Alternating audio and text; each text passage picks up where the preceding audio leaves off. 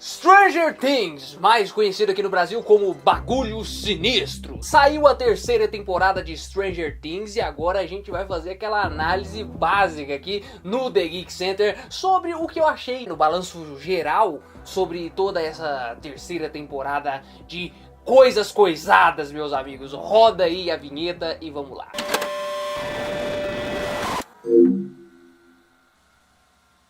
Muito bem, meus queridos, muito bem. Terceira temporada e eu já vou logo explicando a minha relação com Stranger Things. É o seguinte, eu gosto bastante da primeira temporada de Stranger Things, mais especificadamente dos primeiros 3 episódios. Eu gosto da vibe oitentista, eu gosto das referências, eu gosto de tudo aquilo, mas o que me pega ali é o mistério daqueles primeiros 3 episódios, onde a gente fica totalmente no escuro e a sensação desses primeiros episódios é incrível, cara. É incrível porque você pensa que tem uma coisa muito grande envolvida nisso tudo. Você pensa que esse mistério é algo muito grandioso e tudo tá na sua cabeça, né? E a gente não sabe de nada ainda. Mas vai avançando a temporada e eles vão descobrindo as coisas e a gente vai manjando o que é, né? E aí até que a gente descobre o que é o mundo invertido e tudo mais. Mais ou menos porque até hoje a gente não sabe exatamente 100% sobre o que é o mundo invertido, mas a gente já tem uma grande noção ali no final da primeira temporada. E lá pro episódio 6, mais ou menos, a gente já manjou tudo, né, do que é o Stranger Things. Então ela vai caindo, sabe? Ela começa muito incrível na primeira temporada e vai caindo ali um pouquinho, mas não deixa de ser uma temporada muito boa, que eu gosto bastante. E daí vem a segunda temporada, onde eles meio que fazem um repeteco de tudo que deu certo ali na primeira temporada, né? Mais vibe autentista, mais referência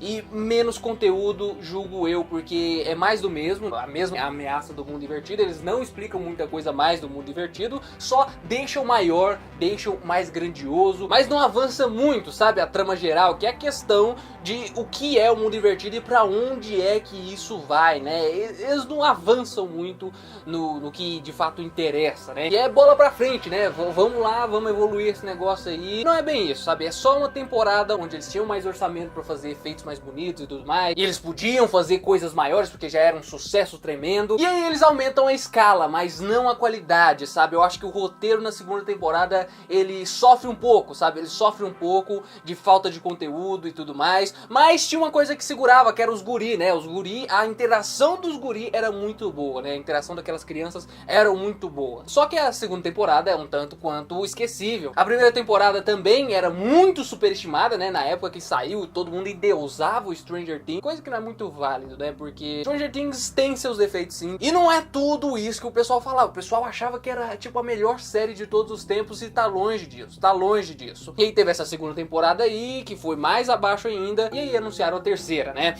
A terceira temporada é uma temporada que eu fui dando nada pra ela. Eu não dava nada pra Bagulhos Sinistros 3, meu amigo. Eu não tava nada empolgado, eu nem esperei muito, não teve aquele hype grandioso. Os trailers não me convenciam, porque eu achava que ia ser mais uma vez, mais do mesmo, que eles não iam avançar muita coisa, e que ia ser um repeteco de tudo que deu certo, sabe? E eu não tava nem um pouco empolgado, sabe? E aí lançou e eu fui assistir, vi o primeiro episódio e achei que eu estava certo de verdade. Achei, pelo menos. Porque o primeiro episódio, meu amigo, é um dos piores episódios de Stranger Things. Mas é muito chatinho, cara. Muito chatinho. É meio que irritante, sabe? Porque, veja bem, o primeiro episódio, ele não avança muito na questão da história da temporada, né? Ele só mostra como tá todo mundo ali, né? Aqueles guri todos, eles agora são adolescentes. E isso é o problema, sabe? Isso é o problema. Porque, veja bem, quando eles eram crianças da primeira temporada, era muito da hora ver eles interagindo. O que eles falavam e tudo mais. Na segunda temporada eles eram pré-adolescentes, eles ainda eram muito fofos, e era da hora ver eles interagindo e tudo mais, os problemas mundanos deles, sabe, era bem da hora mesmo, e tipo, dava pra fazer um episódio só disso, né. Daí vem a terceira temporada e eles agora são adolescentes, e com isso, você sabe, né, eles são chato pra caramba, meu jovem. E aí tem esse primeiro episódio onde eles focam 80% nisso, como eles são agora, em como eles são agora, e aí, tipo, é chato. É chato pra caralho. Nossa senhora, é muito chato. Todas aquelas tramas de romance adolescente, todo mundo agindo como babaca, meu Deus do céu, ninguém suporta, cara. Até a Eleven tava chata, entendeu? O Mike e a Eleven eram os mais chatos. O único que salvava ali era o Dustin e o Will. O Will tava muito legal. Eu nunca julguei o Will sempre tá muito legal. E o Dustin também tava bem legal. E só no final desse primeiro episódio que a coisa começa a avançar, né? Que as coisas começam a acontecer. Que é toda a treta com o Billy lá, do Billy ser pego pelo Mind Flayer, né? E aí a gente acaba o episódio aí. E começa o segundo episódio com aquele gancho que te obriga a continuar assistindo. Mesma coisa não tanto tão legal assim, sabe? E é aí que a coisa começa a ficar interessante, porque agora a gente tem mais trama, menos adolescente, entendeu? Aí fica mais legal. Aí fica mais da hora. Fica mais da hora sim. O segundo episódio já é um episódio bem bacaninha. As coisas começam a avançar. E aí vem o terceiro episódio, que é um ótimo episódio. Aí sim é um ótimo episódio sim, porque aí a trama já tá avançando e tomando toda a narrativa e muito menos adolescente chato se interagindo, sabe? É muito menos mesmo. Então fica bem mais da hora. Fica bem mais da hora. A coisa vai avançando, a coisa vai ficando legal e a coisa vai ficando legal numa escala. Lá pro quinto, sexto episódio o negócio tá incrível e vai só crescendo, só crescendo, só crescendo. O que não acontecia em todas as temporadas, né? Sempre começava muito bacana e ia perdendo a força, sabe? Aí chegava no último episódio você já tava, vamos lá.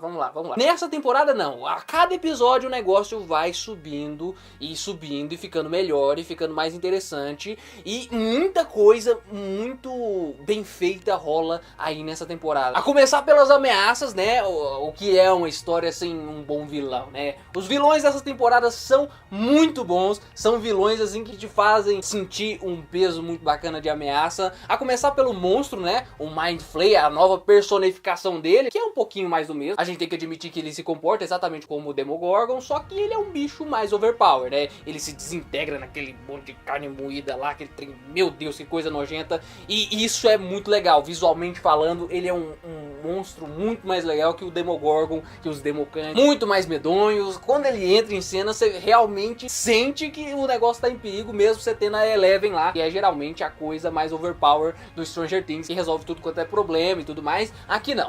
Quando chega o Demogorgon gigante ali, você realmente treme nas bases. Você treme nas bases porque é um bicho medonho, meu amigo. E a computação gráfica tá perfeita, tá tudo muito grandioso, tá tudo muito bonito, né? E as soluções visuais que eles usam ali nas transições, né? Porque tem muita transição de cena porque tem muito núcleo. E isso é uma das coisas que eu mais gostei na temporada inteira, viu? Os vários núcleos e como eles trabalham esses vários núcleos. E cara, chega um momento lá pro quarto, quinto episódio, onde a gente tem tipo uns 6 núcleos rolando ao mesmo tempo, cara. 6 núcleos separados.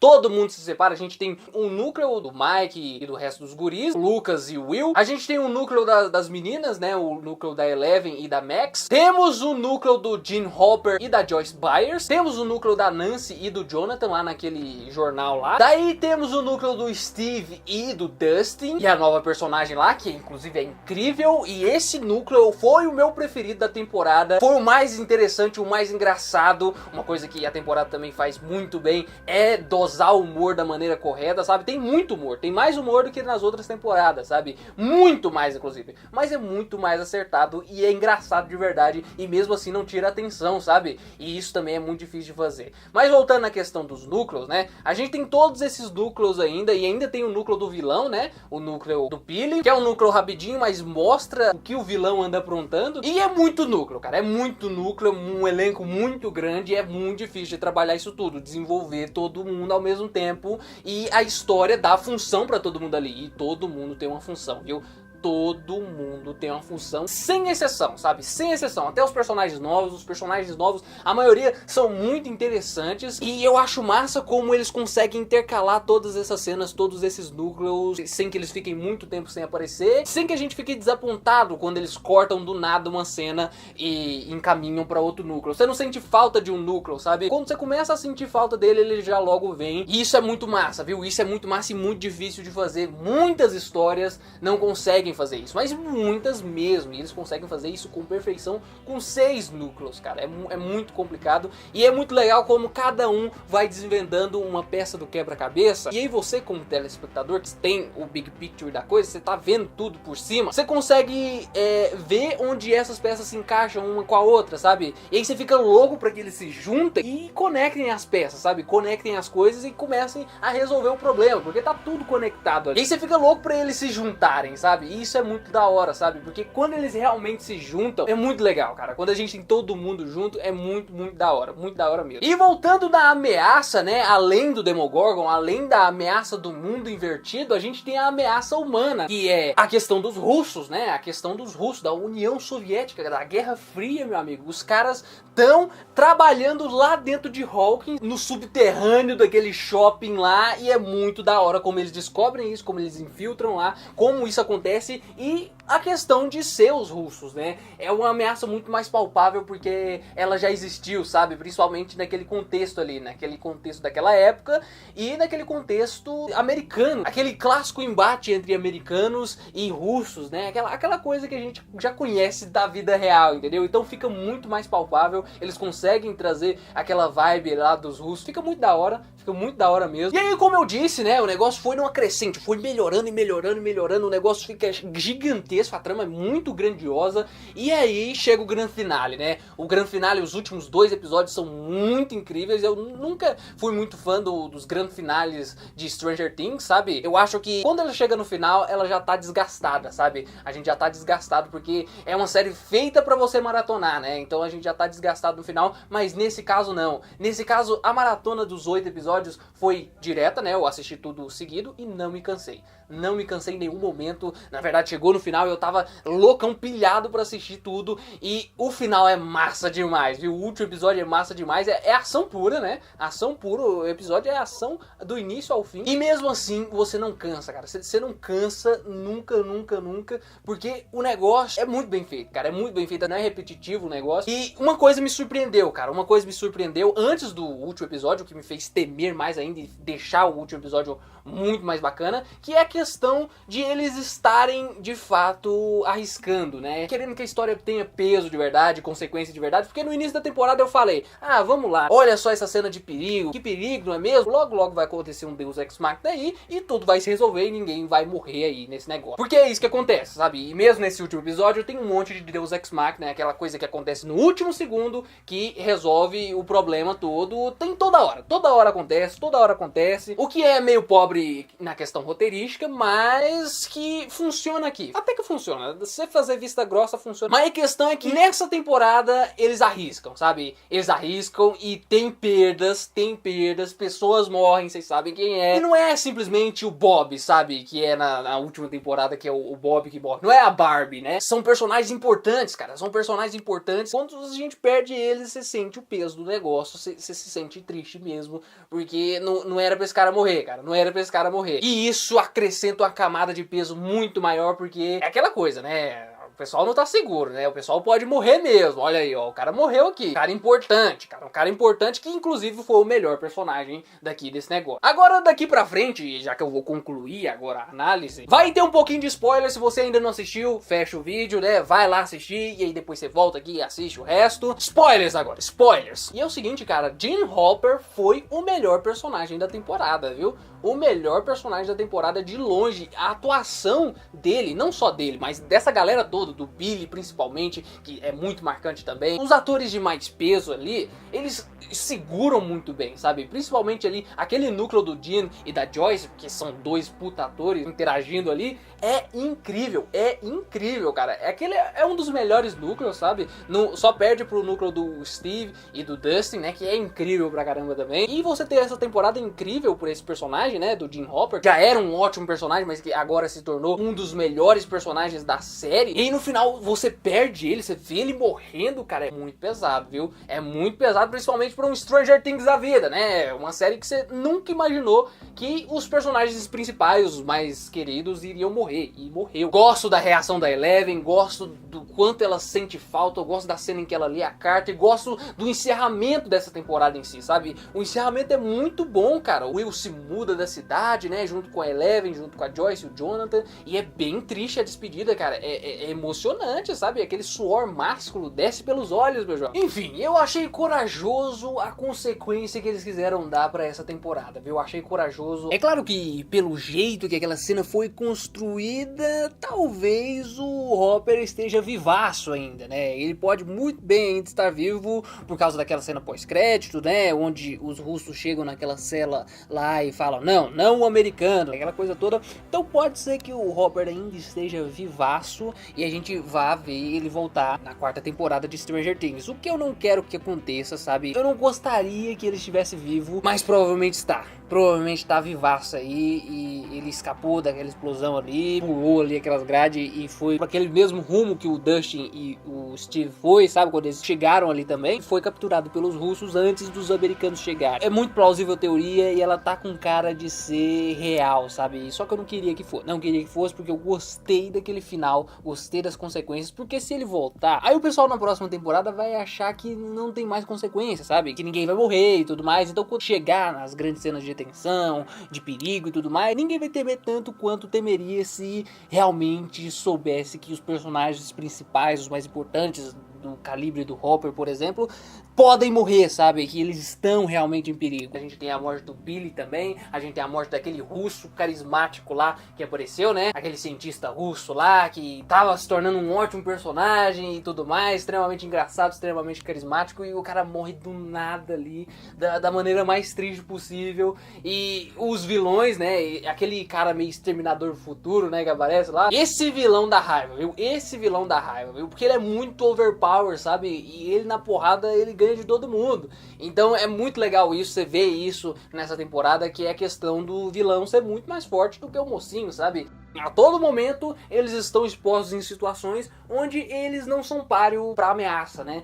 Onde a ameaça é muito maior do que eles, né? E todos os personagens eu falo, sabe? Todos os personagens. Isso é muito da hora de ver, sabe? Isso é muito da hora. E os personagens também estão muito mais bacanas, sabe? O início da temporada te engana, sabe? O início da temporada te engana porque eles estão chato pra caramba.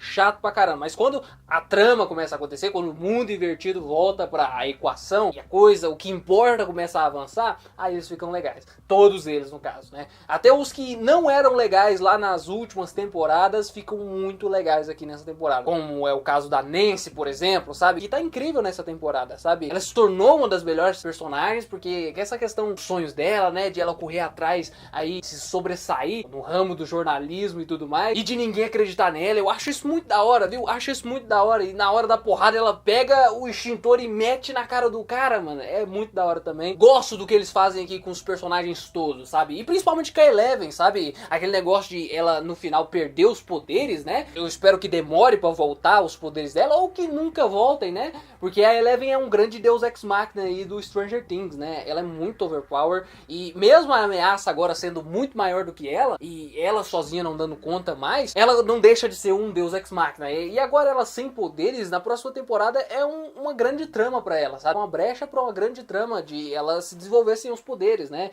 Como uma pessoa normal, assim como o Will e o resto do pessoal. Então, como conclusão aqui, gosto muito desse final, viu? Gosto muito da temporada. Acho que talvez, quem sabe, essa seja melhor do que a primeira temporada, que era a minha preferida. Talvez seja, eu não sei, porque tá muito recente na minha cabeça, né? Assisti ontem, então tá muito recente, mas talvez seja sim, porque ela é muito mais consistente. Ela começa inconsistente ali no primeiro episódio. Como eu disse, eu não gosto mesmo daquele episódio, ele é muito irritante, mas aí vai melhorando, melhorando, melhorando, e ela não cai, né? Quando ela vai melhorando, ela não é uma ondinha, né? Ela só vai crescendo, só vai crescendo. E chega no final, ela tá lá em cima, mano. Ela tá lá em cima, tá muito incrível. Então acho que sim, talvez ela seja melhor, mesmo a coisa não tendo avançado, né? Mesmo sendo mais do mesmo, porque foi. Não tem como negar que foi mais do mesmo. mundo divertido de novo, sem eles terem entregado de fato o conceito do negócio para que assim tenha mais pano pra manga para as próximas temporadas, mas desenvolveram perfeitamente os personagens ali, elevaram o escopo do negócio e executaram muito bem, porque o negócio não parece série de TV, cara, parece um filmão dos anos 80, sabe? E se eu tivesse a idade desses moleque, eu ia pirar ainda mais, eu tenho certeza que eu ia pirar ainda mais, e muito mais, muito foda, viu? Muito foda mesmo. Mas é isso aí, pessoal, foi isso que eu achei, falando assim por cima de Stranger Things. Com certeza eu estou esquecendo coisas aqui, mas o vídeo não pode ficar com 800 minutos, não é mesmo? Então vamos terminando por aqui, vamos elevar essa discussão na área dos comentários ou no nosso grupo fechado do Facebook do The Geek Center. O link está aqui na área dos comentários, o primeiro comentário, né? Você pode entrar lá e debater, fazer seus posts a respeito de Stranger Things e tudo mais. Você pode interagir com o pessoal lá e tudo mais. Vamos crescer aquele grupozinho que tá muito pequeno, assim como o canal, né? Se inscreva no canal caso esse seja o primeiro vídeo que você esteja assistindo aqui para mais análise de filmes e de séries e de games e de um monte de coisa, cara. Muito obrigado por ter assistido até aqui. Até mais e falou!